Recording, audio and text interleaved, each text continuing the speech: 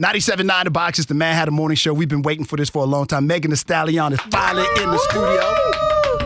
She brought the CEO of the label, 1508, Carl Crawford, in the building. 1501, I'm sorry, 1501. 1508. Hold on. That's a movie with Samuel L. Jackson. Wait a minute, I didn't know we changed the label, my brother. No, 1501. What does 1501 stand for anyway? 1501 is the address where I was born at, here in Houston. All right. Right in Fifth Ward, off Harder Street, so I just want to make it as authentic as possible. All right, before we talk to the Stallion, I got a Jimbo, I know, because I'm sorry, Megan. I'm dead. Megan Thee Stallion. She walked in. That name ain't a lot, but Jimbo, let's talk baseball let's talk first. because Carl, you're from Houston, but you played for Tampa Bay, Los Angeles, and Boston. Do you still root for the Astros? That's a question for you. Well, hey, I always root for the home team, no matter what. Even when I'm playing against the home team, I'm still got a little something in there that would like to see them win. But if we win, I'm always rooting for the home team. I'm just built like that. I gotta ask, since you were a hitter, who was the toughest pitcher you ever faced? Toughest pitcher I ever faced probably gonna have to be Randy Johnson. Okay. Lefty. He throwing 98 miles per hour from the left side. I'm left-handed, so pretty much you just kind of close your eyes and swing. And before we get to Megan, a tip for a lot of kids out there in athletics, tips for them trying to be pros and to do their best. Oh, just keep work at it every day. Make it your personal business. Just work every day hard to get better at something. Focus on it. Try to put a lot of the stuff that you don't need in your life out. And just get that tunnel vision and focus on your goal and work as hard as you can. That's my main thing. Carl, you don't really see a lot of black kids getting into baseball. I don't. You see a lot of Dominicans, Hispanic brothers and sisters. What do you think that's due to? I think it's just that, baseball is kind of like a little boring sometimes. So when I ask a lot of kids when they stop playing, it's usually like in high school, and it always had the same excuses like, oh, I got into it with the coach or something. Something was when they get to high school is something that kind of like make the black kids just stop playing for some reason because it's fun in Little League, it's fun up to all the way till you get to high school, and then they stop, But for me, I just don't understand why when they get to that level, I don't know if it's the coaching or if it's meant for you to if it's designed for you to make the black players stop, but for some reason right there, they just seem to just tail off, And was that your game all the way through baseball, middle school, high school? I played every sport, but even like with myself, I ended up quitting my team at some point for the same reason. So I understand a lot of the stories. So, when I hear the stories, I'm sorry, I'm getting lost right now, but when I hear the stories, I just have like a deep feeling to it because I'm like I went through the same thing. So why do people quit in high school? It's like you got to do something to tell yourself to keep going, go past whatever's blocking you at that moment, and keep going, and just say, look, I'm gonna be a baseball player. When did you decide to make that move? Then I promise, Megan, we're gonna get to you. I'm good. What, the baseball move? Yeah. Like it's a major decision. A lot of times, because a lot of brothers they play different sports. They play football, they play basketball. I came from nothing. You know what I'm saying? So I had a scholarship to go to Nebraska. This was in 1999. They was like #1 in the country. So I either had a choice to go play football or baseball. Well, they gave me $1 million signing bonus right out of high school. So that was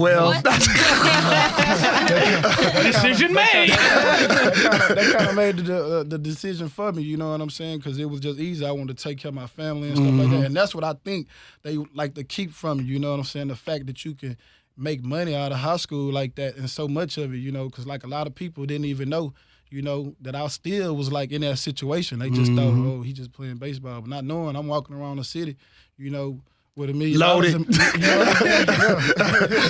But that's what it is, though. I think it's the money thing. I think it's so much money that you can make in baseball that they don't want you to know that secret right there. You know what I'm saying? So it's like didn't they give you Carl $21 million to go on count his money, Jimmy. Go on count his money then. They give you $21 million one time to not play? Yeah, they did, but it's because they didn't want me on that team no more. So it was time for me.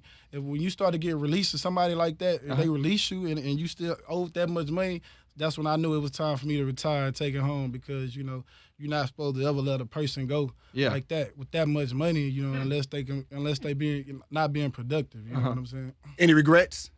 Nah, no regrets because I played a full year and I played as hard as I could up to, I feel like I gave everything I had. My thing was I was getting hurt too much all the time, every day. It was getting hard to just function. So it wasn't no need for me to just keep going through that. I took it in stride and said, hey, I'm finna come back home. And it was like 12 years you played though, right? Yep. That's a long career. And then I played 9 years on turf, so that's the thing, you know. So, that's why my career, and I'm a speed guy. So my time is really like, you don't really last that long when you're in a league like that and you just pounding like the way I played.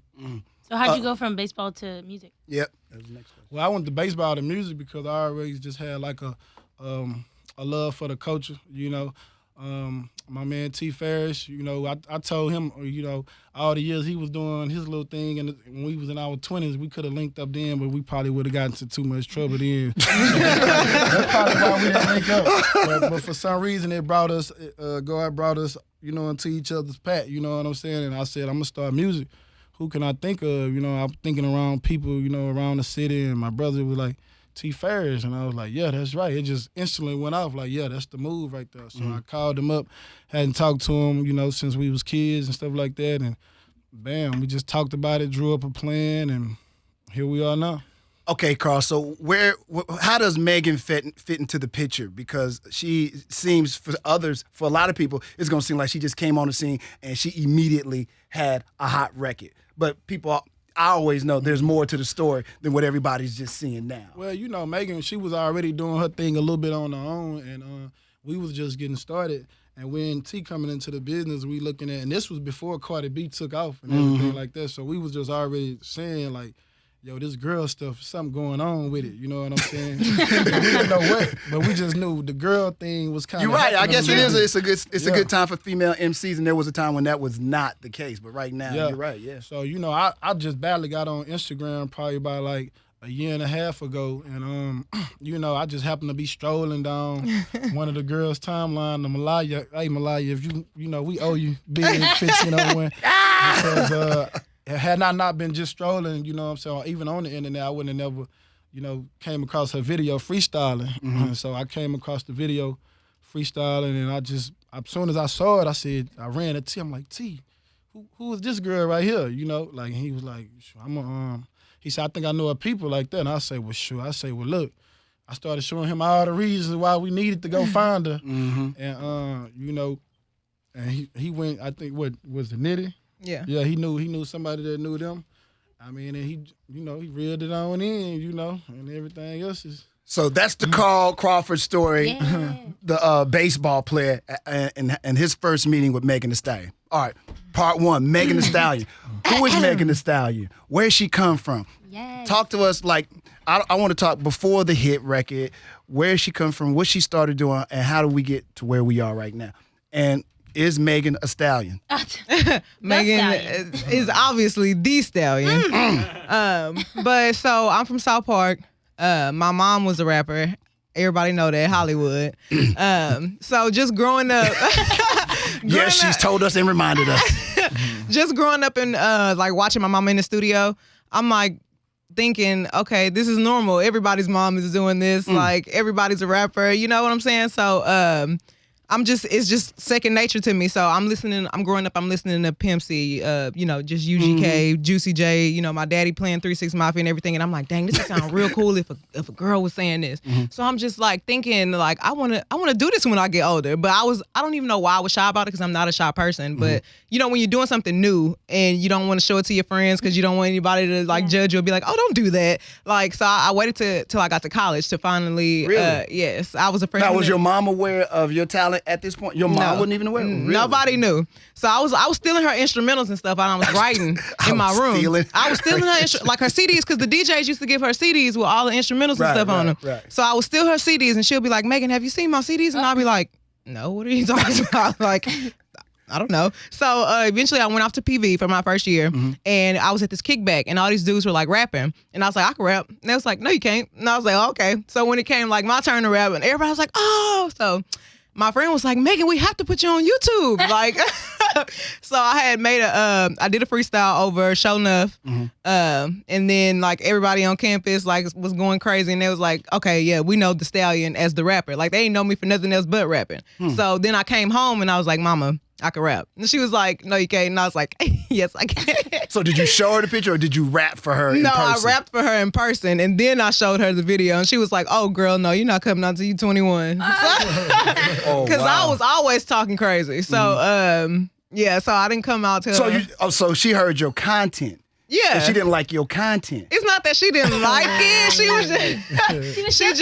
was shook. She was very shook. But I don't understand where the shookness came from because I grew up listening to Pimp C and 360 It's different when we listening to it. It's Right. All of a sudden when it's your baby though, like, wait a minute. This is what I was soaking up as Right, all this right, game. right, You know right. what I'm saying? So, so this is what it came out to be musically. So I did like my first cipher in 2016. Mm-hmm. I'm 21, and I was 21. And I'm 23 now, but it was just crazy. Like, I didn't even think it was gonna go crazy how it did. It went viral. Everybody was like, oh my God, who is this girl? Blah, blah, blah. So then I did it again. And then they went even more crazy. So then I dropped the mixtape and now we're here. That's crazy. So I have to ask this because I know your mother is supportive, but I'm just curious how honestly how supportive was she initially to what you were doing? Because a lot of times it's always interesting to have a parent that did what you're now trying to do. Mm-hmm. Because they have these preconceived notions about, I don't want my child to go through this. I don't want her to deal with this. I don't like her content, et cetera, et cetera, et cetera. At first, when I first told my mama I could rap, I don't think she was taking me seriously. Mm-hmm. Like, I don't think she thought it was something I was gonna really want to do. I just jumped up and I started going to the studio by myself. Mm-hmm. And when she saw that I was like taking the initiative to like go out and like, you know, really do this and pursue this, then she was like, okay, well, yeah, let me go ahead and step in because I see you doing a little too much. You got a little too much dip on your chip. Let me step in. So she had to come in and start moderating that career. Yeah. I got you. Now, that brings me to the song that you have. Uh-oh. The song is called Big Old Freak. Yeah. If any parents are in the room, they might want to leave now. Okay, no parents leave. So the song is called Big Old Freak. Mm-hmm. So I said on the radio, I have to ask her when she come, is this song like a self-biography story? Is the song? It has to be. Jazz said it has to be. Yeah. Like, Big Old Freak, like, it's not just about being sexy. Like, you know what I'm saying? It's about being confident and me being confident in my sexuality and other women not being scared. Ooh, of y'all being have confident worked with in her. their- She knows in what to their- say. confidence. Oh, okay. No, nobody Media has to training. No, nobody has to tell me When I hear the anything song, because I mean it. I just when I hear the song, I'm thinking she says she's a big old freak. So I instantly, when I heard this, I said she got. Would you just play Rob? And then you had that beat that I was familiar with. Now, personally, as a male, I was very attuned to the record. Yeah. But you have to ask the question: is this person talking about self, or is this a variety of different people that you've been around and their sexuality in this song? It's about me, and definitely I have a lot of friends who are exotic dancers. And you know what I'm saying? Like, Y'all too much. being at, going to see them at their place of work. Like, they definitely, inspire me to write a lot of things that I write. Like, I just love like seeing women do what they do. So Say no more. Wait. Go on, Jazz, go on. We gotta have a little freaky turn because. Okay. What? Should I push back, my No, friend? be included. Be a part of this. Okay. You can go first. No. How about this? Go, Jazz. I What can't is wait. the freakiest thing that you've ever done? Damn. Relax. I'm sorry, Mom. I'm sorry. Oh, you what? Mama, she'll be okay because I wouldn't even like just kiss and tell, like, you know what I'm saying? So that is just my private business. But you can listen to my music and see how raw it could get. Yeah. I already know. What's one freaky thing that you wouldn't do? How about that? That's a save. I don't think I would ever do anything in public. You never have? Okay. Jazz talks like she has. She's talking to me like I said something wrong. You want to get on a remix or She's an something? audience. You want to get on a remix? I'm just surprised. Why are you surprised? A lot of people do, have a little public. Cause Jazz would. When I say public, I mean as far as like having an audience. Like, you know what I'm saying? Like, I wouldn't do anything with people that can see me, Oh, yeah. Yeah. Of course. She's like, oh yeah, well, not to say that. Some non-freaky business. Jazz is a big old freak. Okay, tell me something. I mean, that's why I'm like, what is the definition of a big old freak? Because I consider myself a freak, but I'm like, there has Wait, to be. what? There's levels to this. There's levels to this freakiness. Is there not? This is supposed to be about her. The song is called Now Big I'm Ol' finding out Freak. that you're a freak. Okay. Look at you got his mouth watering. Maybe we were talking about the wrong person the whole time, No. and we had the big old freak right Back next to us the every business, day. back to the business. Stallion. Little Stallion, yeah. Now, when your mom heard what you were calling yourself, Stallion, was she surprised? Was because you're kind of like putting yourself out there, like Megan the Stallion. Because I have to be honest, when I heard the name, I'm like, I wonder, because sometimes people give themselves names and you're like, what kind of stallion? She's not a stallion. And then you walked in here and I was like, oh. Okay. Yeah. Because you're how tall? Because you're very I'm tall. 5'10", yeah. 'Cause we're almost eye to eye. I got my heels on too. Yeah, I'm so just saying, tall, but still. yeah. And and then there was a fight this morning. guy. No, listen, there was a We fight this know. morning. There was a fight this morning about the word stallion. Right? Now everybody gonna act like they don't remember. No, I was there. But there was a fight about what's a stallion. Are you thick? Are you fat? Are you this? Are you that? So a whole discussion came. So did you know you were a stallion, or you were told so often that, man, So my name on all social media has been the Stallion since like 2009. When I think I was in the 9th grade, and this guy, he was older, and he goes, and then the interview turned. he goes, dang, but you fine, you a stallion. I'm like, what is that? Like, I didn't know what it was, because I'm like 15. I never heard nobody say that before, so I had to go and I had to ask around. Like, I had to ask my uncle, like, what's a stallion? He was like, oh yeah, Megan, that mean you like tall and fine. I was like, oh yeah, that is me. So,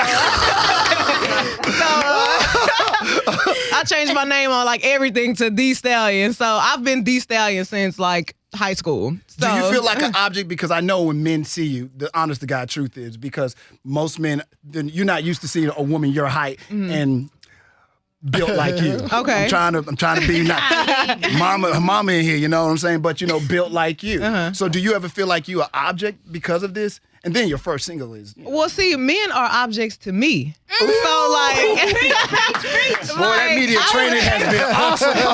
I'm not even thinking about what y'all thinking. Like, I'm coming in the room with y'all on my mind. You know what I'm saying? So okay. like, me being sexy, like, I want to do that anyway. So, y'all's opinion, it's just a little, sprinkles. Like, not even icing, it's the sprinkles on the cake. Now, you're out the gate, Megan. You're out the gate. You already have a huge song. It's playing across the country. Do you feel pressure now? Because now, all of a sudden, it's like you jumped on the scene. And like I said before, you already seem to be a star.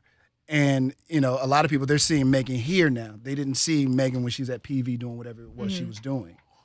So is there pressure now?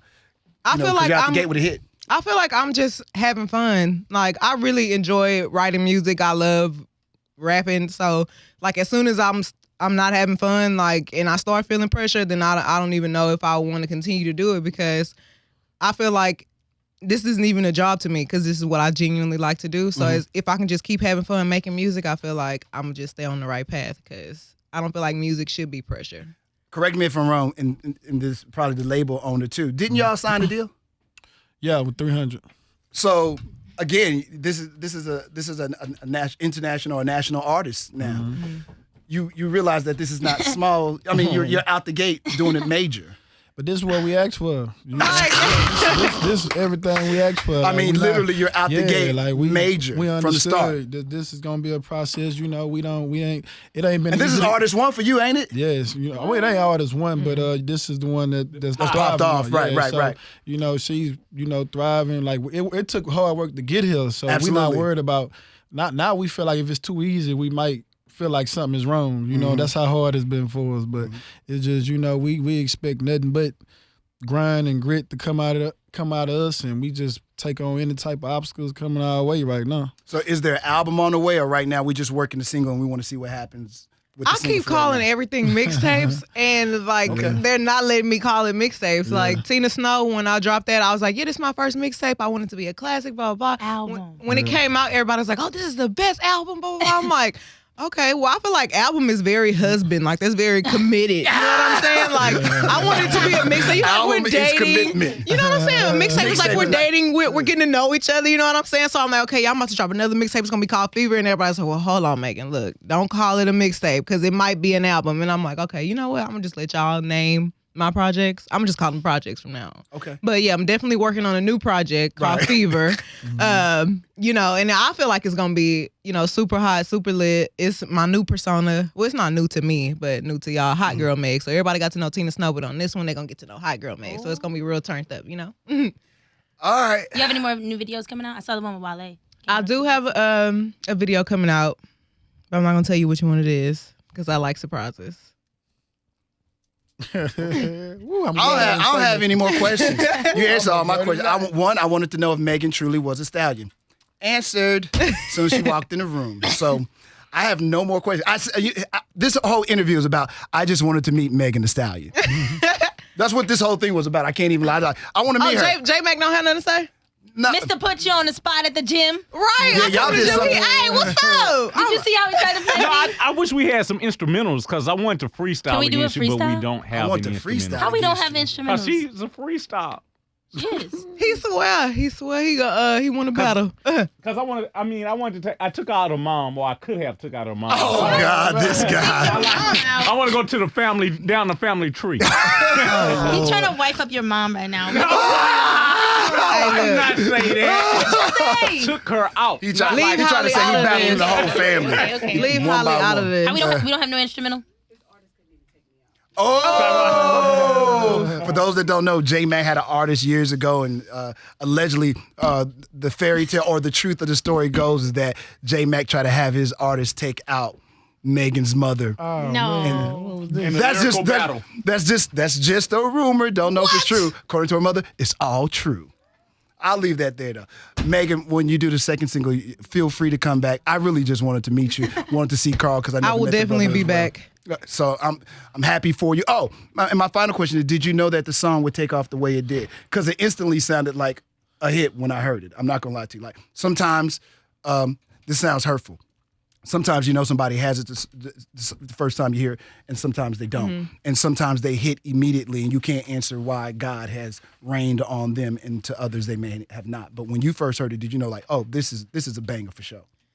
So the crazy thing about Big Ol' Freak is the producer, Lil Ju, he from Dallas, he made the beat in 2016, and he never played the beat for anybody. When the day he met me, like he opened up the pack with that instrumental. He opened up the pack of instrumentals, and that was like the first one he played for me. And he never played the beat for nobody. And I was like, oh yeah, I want this. Give me this. And he was like, oh, well, okay. And I took it home. Like I really like to perfect my songs. So it like if it's something that I really got to think about, like I'm probably gonna take like a day or two on it to like really get it right. And I literally came in the studio like 2 days later and like just laid it down, and everybody was like, yeah, I like this. But I had another one named Cocky AF, and everybody really liked that one too. So like, so you know, we didn't know which one was gonna be the one. But So how'd Big y'all Ol' Freak, the people decided for Big Ol' Because Freak. sometimes there's Yeah. a little bit of freak in everybody. Yeah. Everybody got some freak in them. I don't care who you are, you got some freak in you. So when they heard Big Ol' Freak, Do they you know just- J Mac? I don't know if that's really true. I heard some things about J Mac. I don't know. He doesn't get freaky. I don't believe it, because as soon as she said something about being a freak, his mouth started watering. Called out twice in the interview, J Mac. He's smiling a lot, not saying nothing. Got him again. Got him. All right, Megan Thee Stallion in the studio. Thank you so much for being Thank here. y'all We for having appreciate you. me.